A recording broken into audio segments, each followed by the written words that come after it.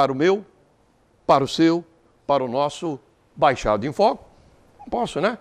O programa que fala de tudo um pouco.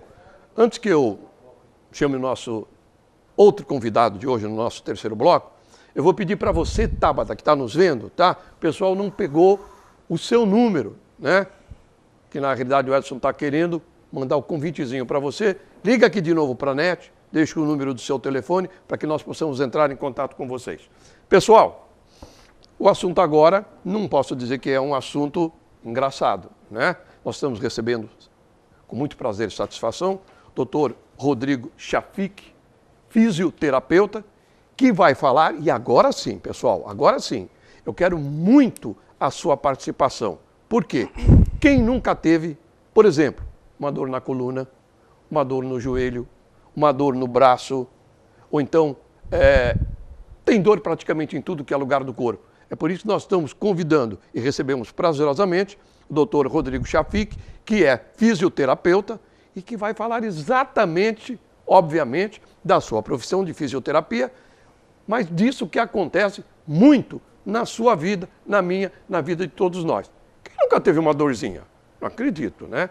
Só aquele que já bateu com as 10 ou com as 11 e não sente mais nada. Né, Bira? Aí não tem mais dor nenhuma, né? Doutor Rodrigo, obrigado pela sua participação aqui no nosso programa.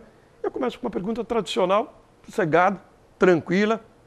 O que faz a fisioterapia? Eu escuto falar hoje de fisioterapia em UTI, fisioterapia em odontologia, enfim, eu escuto falar em fisioterapia hoje em tudo que é segmento médico. O que é o fisioterapeuta? O que faz o fisioterapeuta? Obrigado pela sua presença. Obrigado pelo convite também. A fisioterapia, o nome já diz terapia do movimento, né?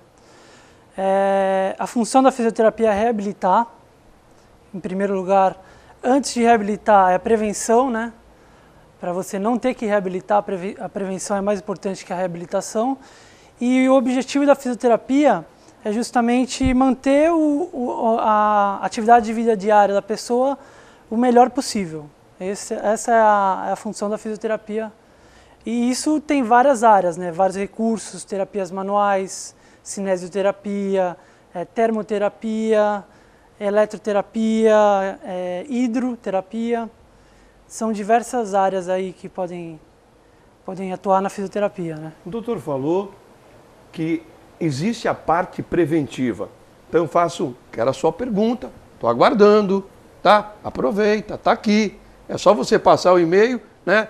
Eu tenho uma dor no pulso, eu tenho... Aproveita e faça a pergunta para o doutor Rodrigo. Mas eu fiquei interessado no seguinte, doutor Rodrigo.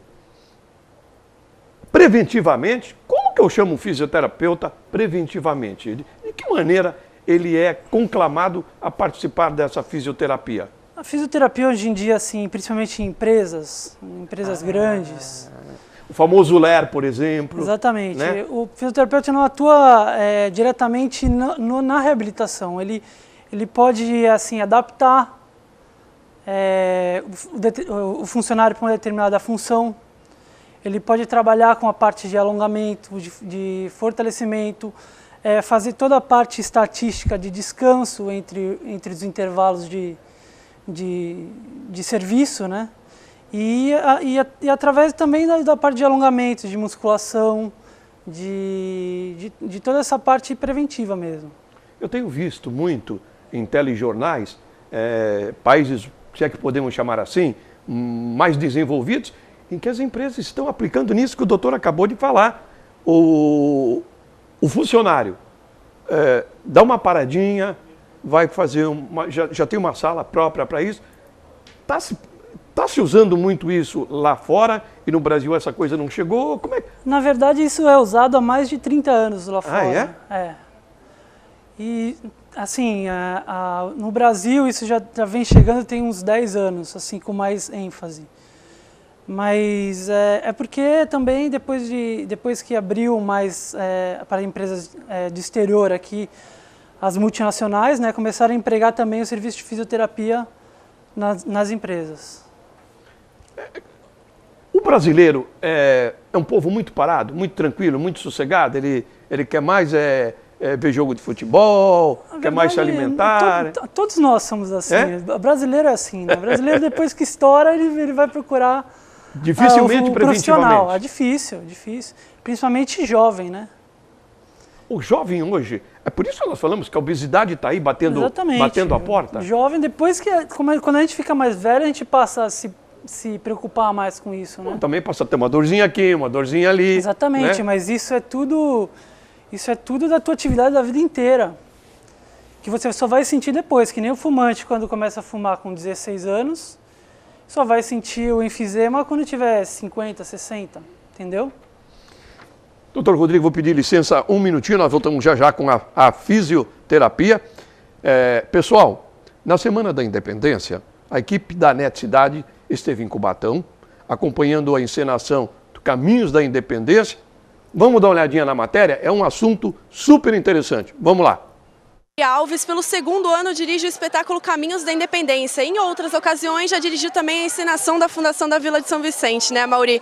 Me conta um pouquinho, como é que foi colocar um musical, né? Com músicas, com falas? Uma doideira, na verdade, né? Porque o musical é um gênero teatral muito complicado, muito complexo.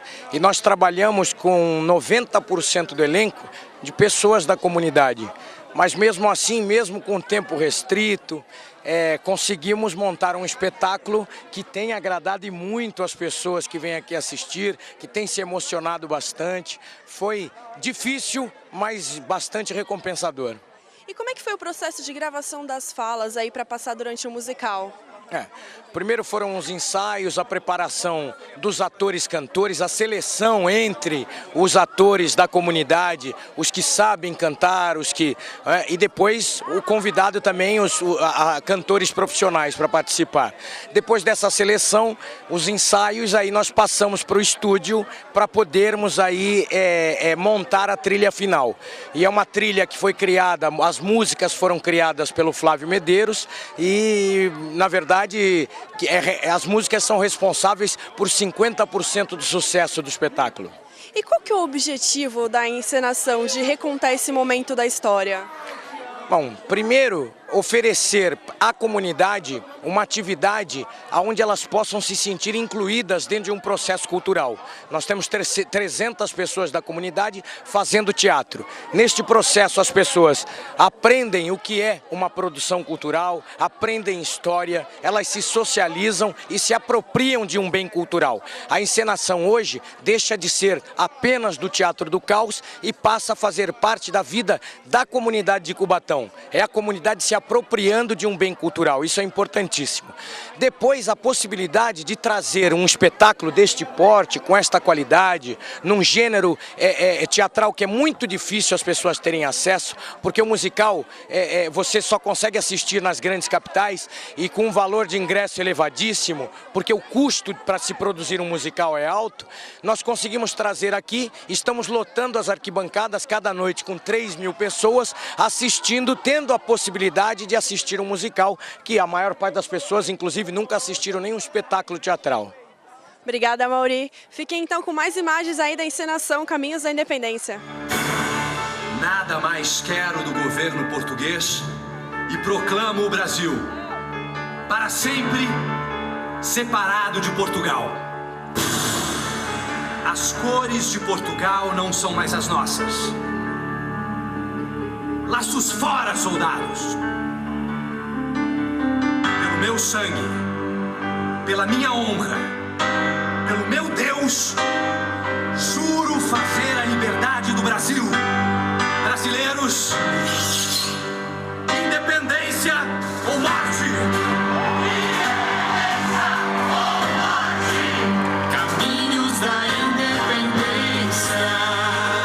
Aqui com mais uma atriz da comunidade, a Tamires, que interpreta a Maria do Couto.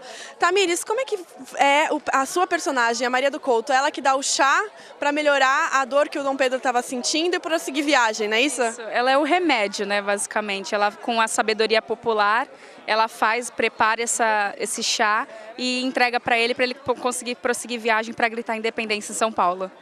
E como é que foi para você pegar esse papel? Você estava me falando que você já canta e por isso que você conseguiu, porque ela tem uma parte bem grande no musical, né? Então, o Mauri, que é o diretor, ele foi ao Teatro do Caos, onde eu trabalho, e fez uma audição, né? E aí nesse papel ele escolheu, me presenteou com a Maria do Couto. E como é que você sente que é a reação do público no musical, com a diferença de ser um musical cantado, com muita gente junto? Eu acho que ninguém esperava, né? Então é bem legal as músicas, as pessoas pegam muito fácil. Eu acho que todo mundo acorda com uma música diferente, assim, é bem legal a reação das pessoas. E por trás dos bastidores, como é que é a interação entre vocês, entre os 300 artistas daqui da comunidade? É muito legal, é só olhar em volta, né? As pessoas assim têm uma interação muito legal, todo mundo é amigo, todo mundo se conhece. É bem divertido esse trabalho, esse processo. Retornamos com Caminhos da Independência, uma história ao vivo, né? Se você perdeu, não perca o ano que vem, gente. Tem a encenação de São Vicente, agora tem Caminhos da Independência em Cubatão. Muito bonito, tanto quanto o de São Vicente. Hoje, Bira, geralmente é mãe, né, Bira? Mãe, né? Mãe coruja, aquela coisa toda, né? São os pais. O Dr. Nicolau Shafik, médico conceituado aqui da Baixada Santista, né? Pai do nosso querido Dr. Rodrigo, diz o seguinte: tenho muito orgulho do profissional que é e fico muito feliz pela escolha e que continue sempre sendo dedicado e atencioso. Dr. Nicolau Shafik, pai do nosso querido Rodrigo. Bom, beijo aí, pai, mãe, meus irmãos, minha namorada Carol. Obrigado, pai. Beijo.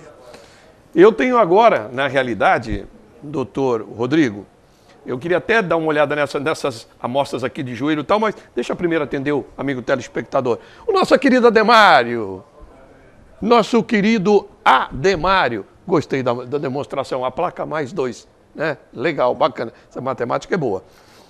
Ademário, grande abraço. O dia que você não ligar para cá, eu não considero que eu fiz programa, viu, Ademário? Não considero, me desculpe, tá? Abração, Ademário. Doutor Rodrigo, o senhor Ademário diz o seguinte: boa noite para mim, para o doutor. Tenho muita dor no joelho, inclusive nós temos um joelhinho aqui, já podemos pegar até a deixa.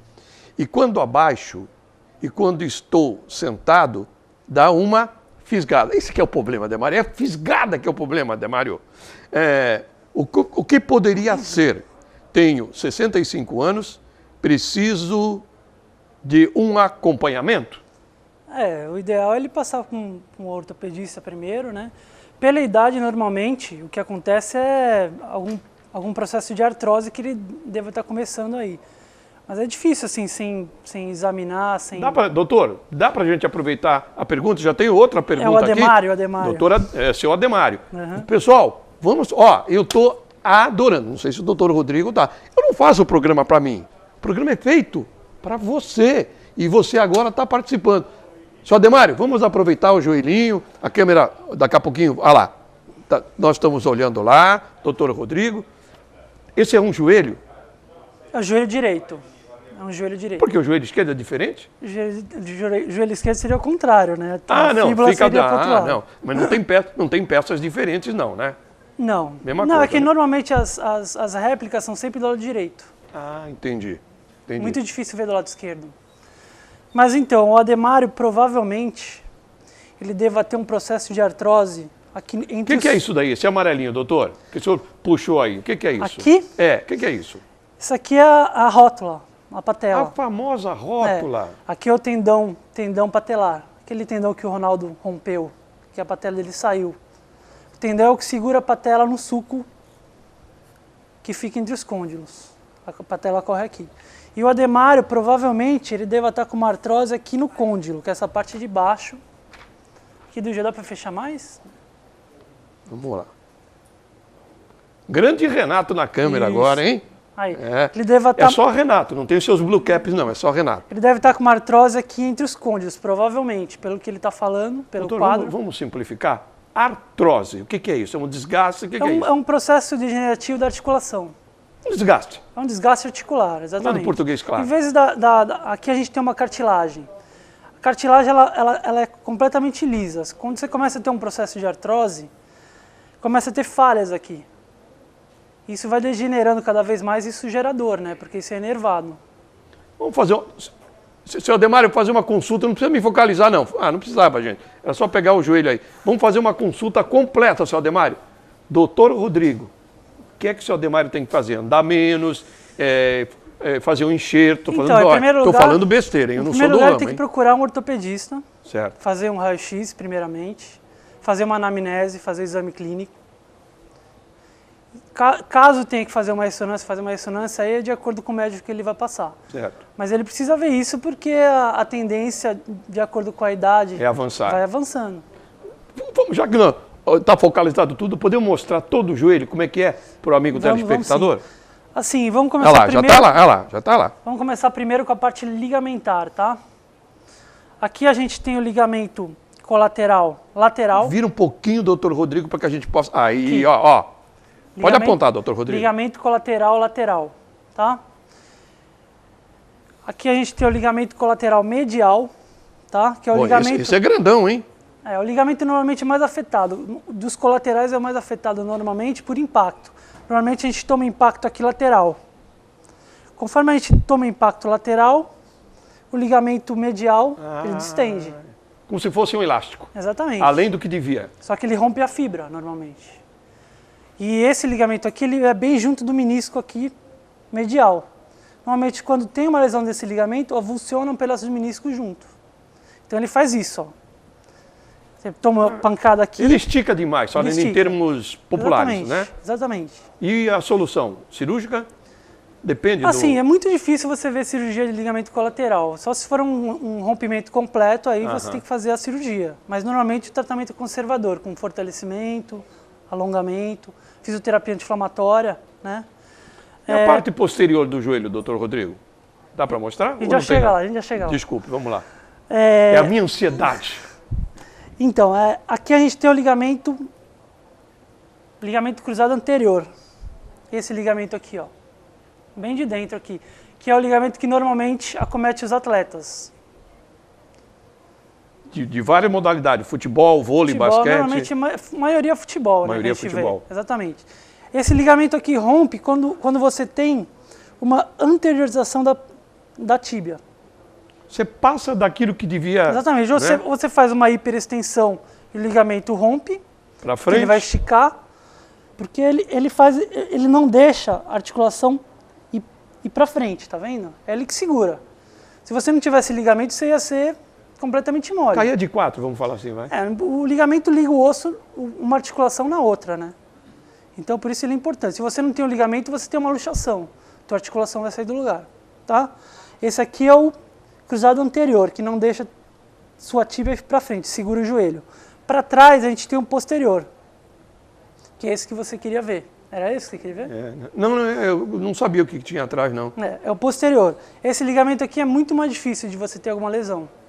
Porque ele fica quase que protegido no meio do osso, é isso ou não? Os dois ficam entre o platô tibial e os côndilos, né? Mas o posterior ele fica um pouquinho para fora. É difícil ter lesão nesse ligamento. O Michael Leite teve. No anterior, no posterior, acho que no menisco também, e os colaterais. Acho que ele quebrou tudo aquele dia, né? Foi uma foi pancada, tudo, né? Esse ligamento aqui, ele faz o quê? Ele não deixa seu fêmur ir para frente, segura, ó. Então, anterior segura aqui, posterior segura aqui. Só para tentar elucidar, para o amigo telespectador ficar mais por dentro ainda, quando o joelho do Ronaldo, fenômeno, pareceu aquela bola, o que aconteceu? Então, foi justamente o que eu tinha te falado no começo. Ele rompeu aqui o tendão patelar. Quebrou mesmo, arrebentou? Arrebentou, rompeu, saiu, ele arrebentou mais ou menos por aqui, ó. Então o que ele teve? Ele luxou a patela dele saiu porque não tinha mais o tendão para segurar. Por isso que na imagem você vê a patela dele saindo. Vê aquela bola, né? Exatamente, era a patela dele aqui, ó. Bom. Entre os dois ligamentos, a gente tem os dois meniscos. Tem mais ainda? Famosos, tem mais elastiquinho aí? Os últimos, o menisco, os dois meniscos. O menisco lateral e o menisco medial. O menisco é o que protege o teu joelho de impacto. Ele que é o amortecedor. Exatamente. E é ele também que segura teu fêmur entre o platô tibial, que faz o movimento do fêmur. Se não tivesse o menisco, isso não iria acontecer. Antigamente eles retiravam o menisco. Os jogadores de futebol, na época do Zico, anos 80. Bom, tirava o amortecedor, ficava osso com tudo, osso. por isso que a maioria desses atletas tem uma artrose precoce. Sim. muito grande. Sim, desgaste, né? Exatamente. É mais ou menos isso. O joelho, eu falei bem o básico. Não, mas é o básico que a gente quer mesmo, porque o tempo aqui urge.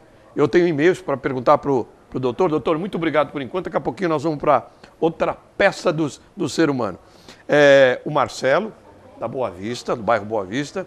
Tive uma ruptura do tendão de Aquiles. Como é a recuperação?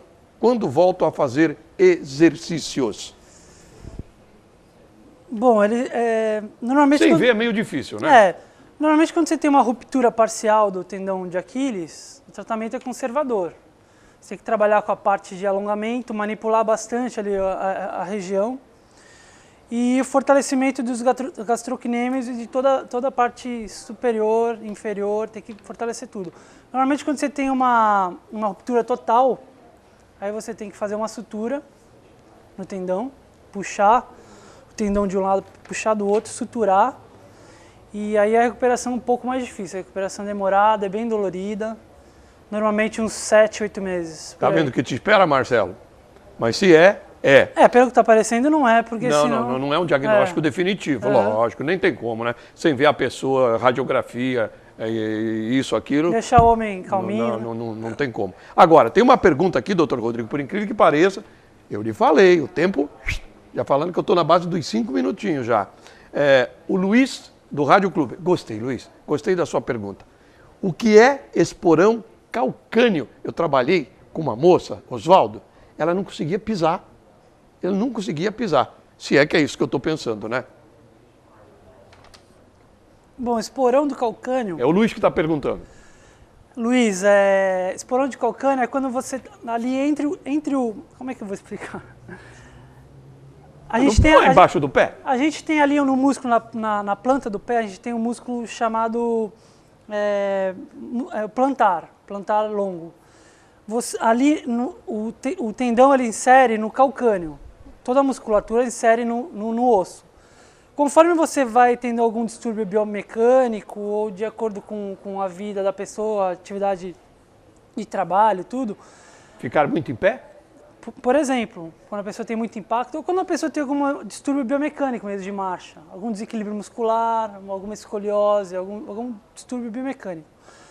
Aquela musculatura ali, ela vai encurtando e vai puxando a região do tendão que está inserido no osso, e aquilo ali vai puxando o osso, até criar uma calcificação. Então, o que acontece é que, normalmente quem tem esporão de calcânio, ele tem fases de inflamação. Normalmente não é dor constante. Ele tem o esporão ali, se ele fizer um esforço a mais, vai ter uma inflamação, vai doer, mas isso não é assim... Não é constante. Diminuindo a inflamação com a fisioterapia, com os alongamentos, ele consegue ter uma vida normal. Pode ser fisioterápico? Não precisa ser cirúrgico? Não. Não? Esporão de calcânio é muito difícil você fazer uma cirurgia. Hoje em dia tem técnicas de laser, eletrolaser, que você consegue diminuir um pouco a calcificação no tendão. Mas o estudo não é... Assim, o resultado não é muito bom. Não é muito bom e não é comprovado. Então... O melhor para ele fazer mesmo é fisioterapia, alongamento, fortalecimento, ver o distúrbio biomecânico que ele tem também para ver se consegue corrigir isso. Viu, Luiz? Está respondendo a sua pergunta. Nós devemos estar na base aí, doutor Rodrigo, de uns 3 minutos, mas eu queria que o senhor mostrasse essa peça aqui para a gente, bem sucinto, bem rapidinho. Olha, gente, o que será que é isso daqui, hein? Isso aqui está parecendo usar um estilingue aqui, ó, por colocar uma, né? Lógico que não é. Doutor Rodrigo vai explicar para a gente o que é isso, bem sucinto, doutor. Então, na verdade, isso aqui é um cotovelo. 4 minutinhos, obrigado. É um cotovelo direito também. Ah, um cotovelo isso? Aqui tem sua una, seu rádio e seu húmero. Cadê o rádio aí? Aqui. Falam tanto nesse rádio, tanto... O pessoal daqui. O rádio está aqui, o pessoal fala, Beto Raine, o pessoal fala de rádio, é impressionante. Só que não é esse rádio. Esse aqui é o rádio, ó. Esse é o rádio? Ele que faz aqui. Ele é mais grossinho que o... Qual é que o outro? Essa aqui é a una. A una. Ela devia ser única, una, né? Devia ser única, né? E então aqui a gente tem o rádio. Na verdade eu trouxe essa peça aqui para mostrar mais ou menos uma patologia que eu tenho Pessoal do tênis? Eu tenho visto muito casos de epicondilite, tendinite de medial, lateral. Aqui, né, nessa região aqui, são os epicôndilos. Epicôndilo lateral, epicôndilo medial. Aqui insere toda a musculatura de extensor e flexor de punho. Seria isso aqui? Seria o que eu estou tentando mostrar? Seria isso aqui, doutor? Não. Essa parte que você está mostrando é a parte do cúbito aqui, ó. Seria daqui para cá seria ou daqui para cá? Seria isso. Tá. Tá ali, tá na metade ali. Agora entendi. Essa musculatura toda aqui que faz a flexão de punho, ela é inserida aqui nos côndilos, nos epicôndilos. De acordo com a atividade da pessoa, hoje em dia a gente vê muita pessoa trabalhando com computador, esforços repetitivos, tênis, golfe. Eu sei que o doutor joga mini tênis. Beach tênis. Como é que é? Beach tênis. Beach tênis. É kartista. Tenho 2 minutinhos, obrigado. É kartista. Eu queria, depois que eu acabasse as suas explicações, falasse um pouquinho, né? Para sair um pouco dessa coisa. Quem lida com a dor todo dia tem que ter uma válvula de escape, Não, né? eu trouxe mais para mostrar a região dos epicôndilos mesmo, que é a região de extensão de punho, flexão de punho. Mas isso atinge mais quem? Quem joga tênis? Eu tenho visto mais em mulher. É? Em mulher, mais ou menos entre 40 e 50 anos. O que é? É um desgaste que acontece? É uma tendinite, né? Uma tendinite por esforço repetitivo em extensão ou flexão. E isso causa muita dor. E a gente só consegue melhorar com isso através de repouso, fisioterapia. Ok, doutor Rodrigo, o senhor está vendo uma plaquinha bem à frente ali, né? Embora no finalzinho do programa aqui, ó, vão aparecer, sem dúvida nenhuma, as caracteres, seu telefone, endereço e tal. O que o senhor recomendaria para o amigo telespectador para evitar a fisioterapia preventiva? Fazer ou não fazer o quê, doutor? Eu acho o ideal é você manter a atividade física, né, regrada. Se você tiver um profissional de educação física junto, seria muito bom. E manter a saúde sempre em dia, né? Essa é a prevenção que a gente faz. Através de musculação, ginástica, alongamento, tudo isso é uma forma de prevenir. Doutor Rodrigo Chafik, foi um prazer enorme. O senhor meu. Colaborou com o telespectador, com seus conhecimentos. Foi um prazer. E o nosso programa é exatamente para isso. Muito obrigado, doutor Rodrigo. Tchau. Muito obrigado. Gente, nós vamos agradecendo. No final deste programa, vocês devem ter sentido, né, a falta da nossa Cristina de Oliveira, uma de nossas produtoras. Ela, na realidade, continua juntinho com a gente, está sofrendo um passamento daqueles que ninguém gostaria de sofrer, né? Acabou, nesse início de semana, perdendo um ente querido, uma de suas filhas, e é por causa disso que, infelizmente, a Cristina, nesse momento, não está aqui, como não poderia estar, e a gente só pode falar uma coisa para você, Cristina Oliveira. De todos nós aqui, da Neto Cidade, nós estamos desejando a você muita força, porque nessa hora não tem nada, absolutamente nada que a gente possa fazer a não dizer para você, minha querida Cristina Oliveira, força, força, força, diz o ditado e é verdadeira. Nós não sabemos o que fazer, o homem todo-poderoso está, e é difícil para a gente aceitar. Por isso que nós estamos desejando a você muita força, força e mais força. Muito obrigado, até quarta-feira que vem.